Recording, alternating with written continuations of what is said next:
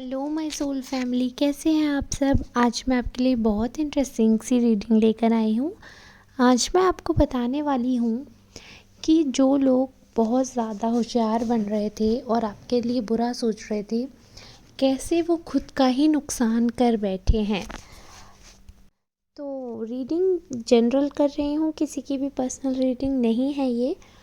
अगर आपसे रेजोनेट होती है तो मुझे कमेंट बॉक्स में ज़रूर बताएं। आप लोग जो एनर्जी मुझे कमेंट्स के थ्रू भेजते हैं, उसी एनर्जी को पिक करके मैं ये रीडिंग करती हूँ। तो चांसेस हैं कि आपसे 100% रेजोनेट हो, बट फिर भी जितना पार्ट रीडिंग का आपसे रेजोनेट होता है उतना ही अपने लिए समझना है, बाकी आप समझिएगा किसी नेक्स्ट सोल के लिए है।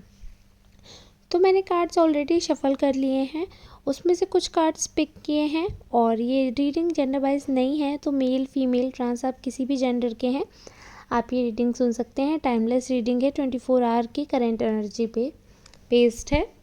तो जो कार्ड्स आए हैं उसमें मुझे दिख रहा है कि जो हाल फिलहाल आपके शत्रुओं की एनर्जी है या जो आपका बुरा चाह रहे थे उनकी जो एनर्जी है वो काफ़ी स्ट्रॉन्ग है। और मतलब वो अपने स्ट्रॉन्ग उनके इरादों के बारे में मैं बोल रही हूँ। मतलब वो कुछ ना कुछ सोच विचार में लगे हुए हैं, कुछ ना कुछ सोचते ही रहते हैं। इस हिसाब से इनकी एनर्जी बहुत स्ट्रॉन्ग है। मतलब हिम्मत नहीं हारते हैं ये जो पर्सन है, लगे रहते हैं लगे रहते हैं। चाहे कितनी भी बार ये मुंह के बल गिरे हैं, कितनी ही बार इन्होंने ठोकर खाई है, कितनी ही बार इनका भांडा फूटा है, लेकिन ये जो पर्सन है ये हरकतों से बाज नहीं आ रहे हैं। इनसे ये चीज़ हमें सीखनी चाहिए। हम लोग अच्छे काम करते हैं और अगर एक बार सक्सेस नहीं हुई, दो बार नहीं हुई, तो हम हिम्मत हार जाते हैं। बट ये पर्सन तो देखिए बुरे कामों में, मतलब दूसरों को हर्ट करने के तरीके आजमा रहे हैं ये, और उसके बाद भी हिम्मत नहीं हार रहे हैं। प्लान इनके फ्लॉप हो रहे हैं, नाम इनका डिफेमेशन हो रही है इनकी, स्टिल इन पे कोई बहुत ज़्यादा फ़र्क है नहीं।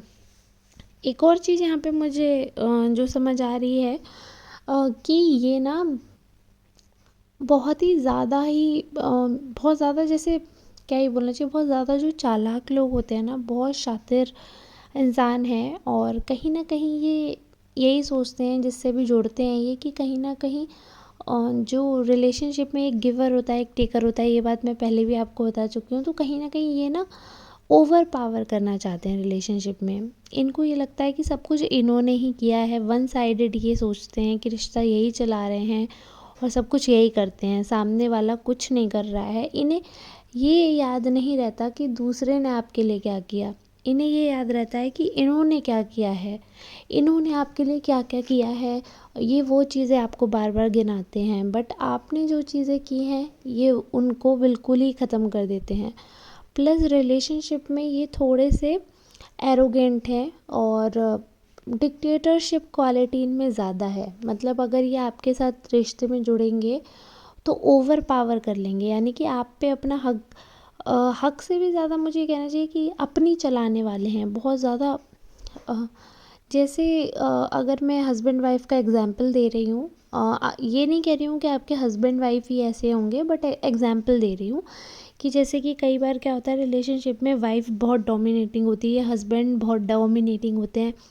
इसी हिसाब से और भी रिलेशन होते हैं, जैसे फ्रेंड्स हैं, फैमिली में कोई रिलेटिव है, कोई बॉन्ड बन गया है नेबर से, या आपने ऐसे ही भाई बहन बना लिए हैं या दोस्त बना लिए हैं या लव अफेयर है। तो रिश्ते में कई बार ऐसा होता है कि एक पर्सन बहुत डोमिनेटिंग हो जाता है। तो ये काफ़ी डोमिनेटिंग नेचर के हैं, बहुत ज़्यादा डोमिनेट करने की कोशिश करते हैं आपको। हालांकि आप भी कम नहीं हैं, आप डोमिनेटिंग जो उनकी नेचर है उसमें आप नहीं आते हैं, आप कोई डोमिनेट नहीं कर पा रहे हैं। इसी वजह से ये थोड़ा सा अपसेट हैं आपको लेकर, क्योंकि ये बाकियों को डोमिनेट कर लेते हैं। बहुत अच्छी लीडरशिप क्वालिटी है इस पर्सन में, ये चीज़ मुझे बोलनी पड़ेगी। दूसरों को कैसे दूसरों का नेता बना जा सकता है, ये चीज़ इस इंसान को बहुत अच्छी तरीके से पता है कि कैसे दूसरों का नेता बन के काम किया जा सकता है। तो ये आपके नेता नहीं बन पा रहे हैं, आप इनकी सुनते हैं बट इनके अकॉर्डिंग वर्क नहीं करते हैं, तो आप इनके नेता इनको नहीं बनने दे रहे हैं। तो इसी वजह से ये सीन है कि ये कहीं ना कहीं आपसे डिसअपॉइंट है। एक और चीज़ यहाँ पे मैं आपको बताना चाहूँगी कि कहते हैं ना कि जब इंसान बहुत ज़्यादा चालाक बनता है, बहुत ज़्यादा शातिर बनता है, तो एक कहावत है कि अत का स्याना कौआ गू खाता है। हिंदी में ये कहावत है, अगर आपने नहीं सुनी है तो आप अपने एंसेस्टर से, पूर्वज जो होते होंगे उनसे कभी तो आपने कहानियों में सुना होगा कि आपके घर वालों बताते हैं ऐसी चीज़ें होती थी। तो ये रियल है।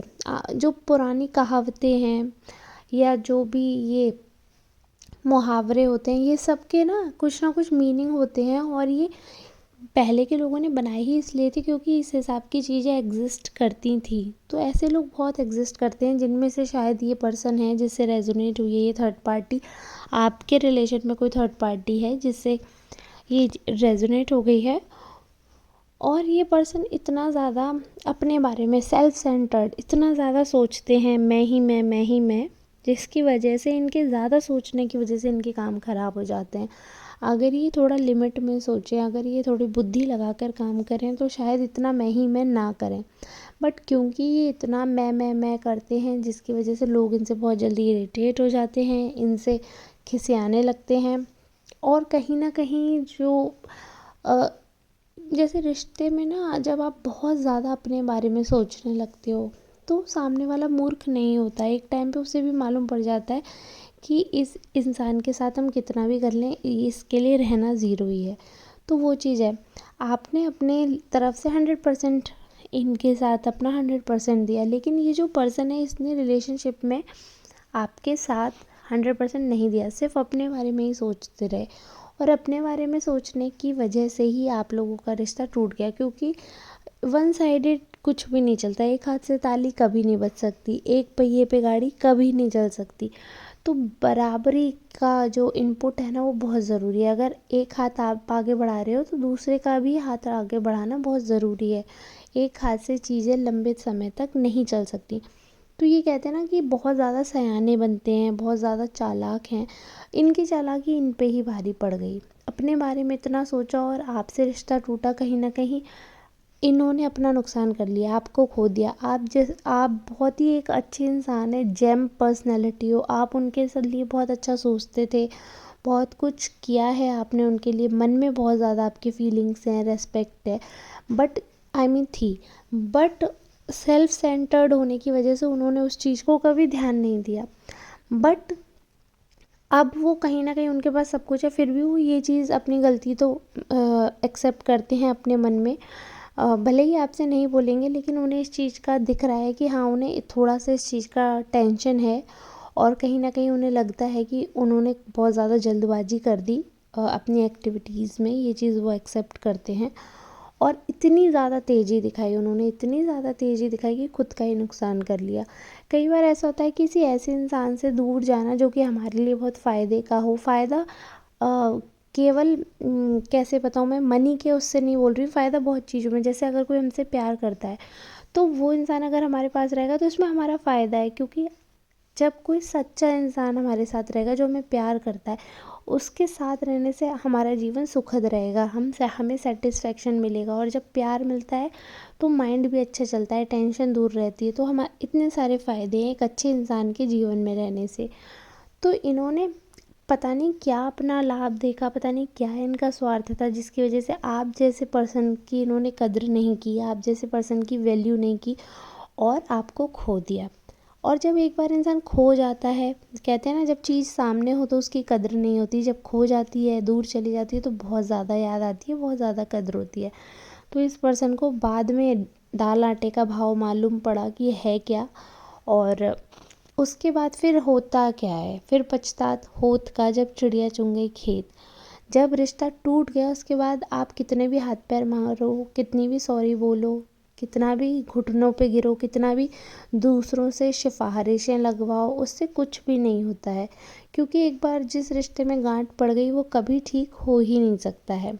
तो बस यही चीज़ है कि इन्होंने इतना सियानपन दिखाया यही सोचकर कि मैं अपना कर लूँ, अपना कर लूँ, ये तो पागल है। ये तो किसी को भी ग्रांटेड नहीं लेना चाहिए।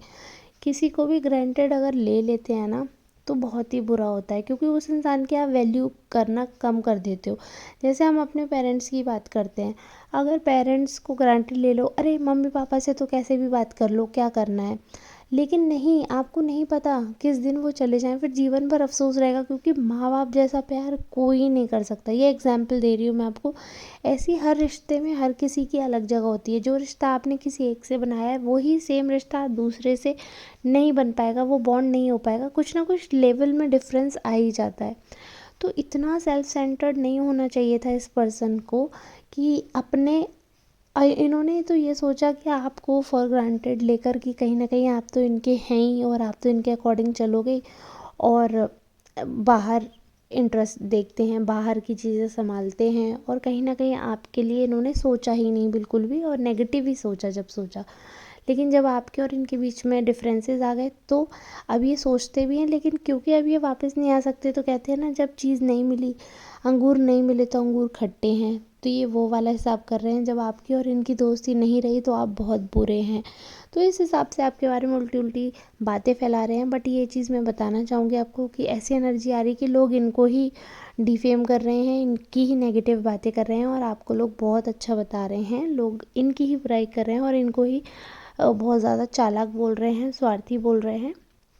ईश्वर आपके साथ हैं, ईश्वर ने हमेशा आपका साथ दिया है, इसीलिए आपकी एनर्जी ऐसी बनी है, इसीलिए आपकी सोच ऐसी बनी है, दूसरों के बारे में सोचना, दूसरों की हेल्प करना। ये नेचर हर किसी का नहीं होता है, तो ईश्वर का हाथ है, इसीलिए आप ऐसा सब कर पा रहे हैं। अब मैं आज की रीडिंग यही समाप्त करती हूँ। अगर रीडिंग आपसे रेजोनेट हुई हो तो आप मुझे कमेंट बॉक्स में ज़रूर बताएं, और मिलते हैं हम नेक्स्ट रीडिंग में। तब तक के लिए आप सबका धन्यवाद।